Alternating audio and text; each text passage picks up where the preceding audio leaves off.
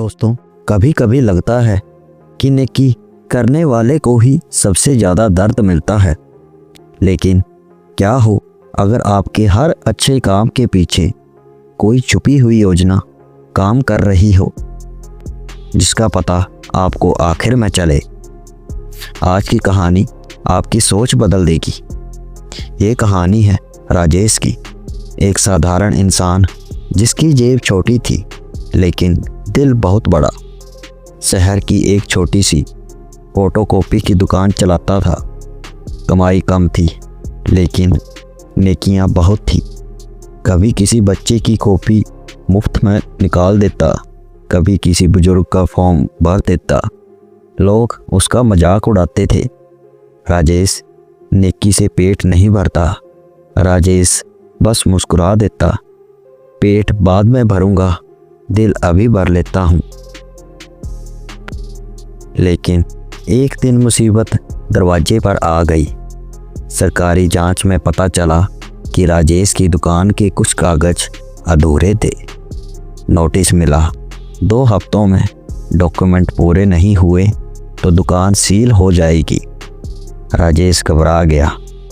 घर में माँ बीमार, बहन की फीस बाकी और अब दुकान के भी लाले पड़ गए थे। उस रात राजेश ने आसमान की तरफ देखा। भगवान, मैंने किसी का बुरा नहीं किया, फिर मेरी ही परीक्षा क्यों? फिर अगले दिन राजेश दुकान से घर लौट रहा था। बारिश हो रही थी, सड़क गीली थी। तभी उसने देखा एक बुजुर्ग आदमी फुटपाथ पर गिरा पड़ा था। लोग वीडियो बना रहे थे लेकिन कोई आगे नहीं बढ़ रहा था। एक पल के लिए राजेश ने सोचा, मेरी खुद की हालत खराब है, किसी और की मदद की ताकत नहीं है। लेकिन उसकी अच्छाई ने उसे रोक दिया। वो दौड़कर बुजुर्ग को उठा ले गया, पानी पिलाया और अस्पताल पहुंचाया। राजेश ने पूरा दिन अस्पताल में लगा दिया। उसकी अपनी दुकान उस दिन बंद रही। कमाई शून्य और मुसीबत 100 गुना। फिर रात को घर जाते वक्त राजेश ने फिर आसमान की तरफ देखा। कभी तो मेरी भी सुनोगे ना? उसे नहीं पता था उसके उसी दिन के किए हुए अच्छे काम से भगवान उसकी ज़िंदगी की सबसे बड़ी परेशानी मिटाने वाले थे। फिर अगली सुबह राजेश अपनी दुकान पर पहुंचा तो देखा 2 गाड़ी खड़ी हैं और अस्पताल वाला वही बुजुर्ग 2 लोगों के साथ खड़ा था। राजेश घबरा गया, अब कौन सी मुसीबत आ गई?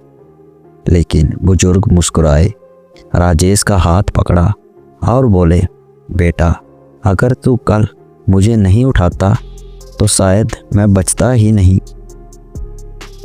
राजेश हैरान था। वो आगे बोले, मैं सरकार में एक ऊंचे पद से रिटायर्ड अधिकारी हूँ। तेरी दुकान के डॉक्यूमेंट की समस्या मैंने अपने विभाग से बात करके सुलझा दी है।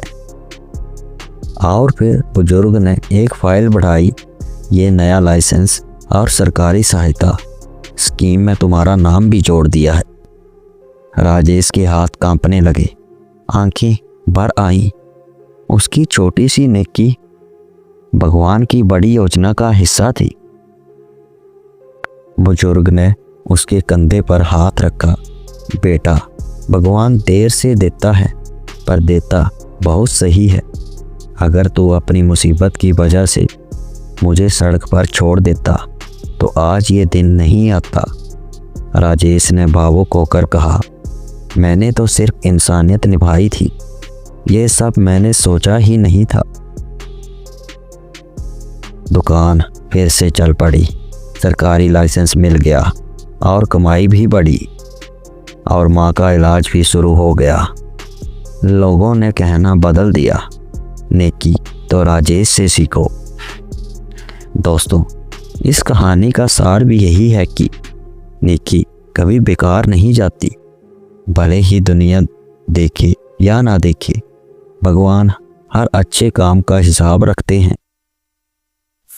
परेशानियां कभी कभी भगवान का रास्ता बदलने का तरीका होती हैं, क्योंकि हम जो सोचते हैं वो कम होता है और वो तो देता है वो हमेशा ज़्यादा होता है।